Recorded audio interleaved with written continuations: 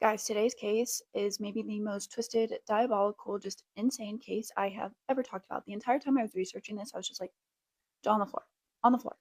It's time to talk true crime, and tonight we are going to discuss Bahsid McLean and what he did to his mother, Tonya Byrd. This case is very disturbing and maybe hard to listen to for some people, so please take that into account before watching. It's around 4:30 a.m. on February 26th of 2013, and a man takes his dog out for a walk. They're walking near 158th Street in New York, and the dog is just strolling, sniffing around until the dog starts focusing on this black plastic trash bag. Dog sniffing trash, whatever, but he won't leave it alone. The owner's pulling, like, come on, buddy, let's get going. He won't. So the owner's like, what is my dog so enamored with?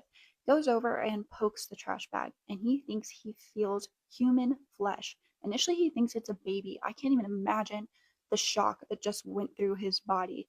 He's like, I'm not touching this anymore. I'm calling the police.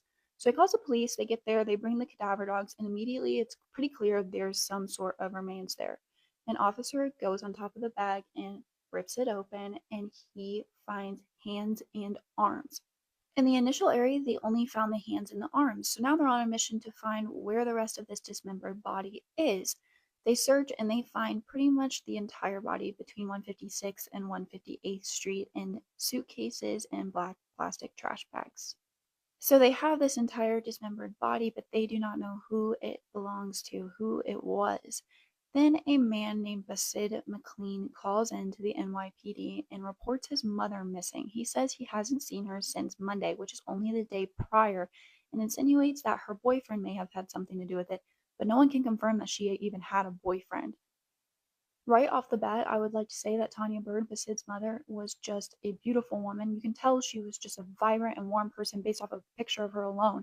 Her smile was amazing, and everyone, I mean, friends, family, neighbors, random people, just said she was amazing, warm. She had two other kids. One of them had disabilities. She was their full time caretaker. She was just an outstanding woman. Basid, who's in his early 20s at this point, had actually been married with a son but got divorced, so he moved back in with his mother because he didn't really have anywhere else to go. So he's sharing this apartment between him, his mother, and his brother. And the police show up because he had just called in reporting his mother missing just to talk, see what's going on. And they have the idea in their heads that the dismembered body may be Tanya, Basid's mother.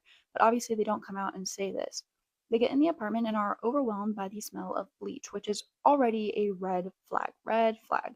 And then they just ask to see a picture of Tanya, see what she looked like, see if they can compare anything to the body.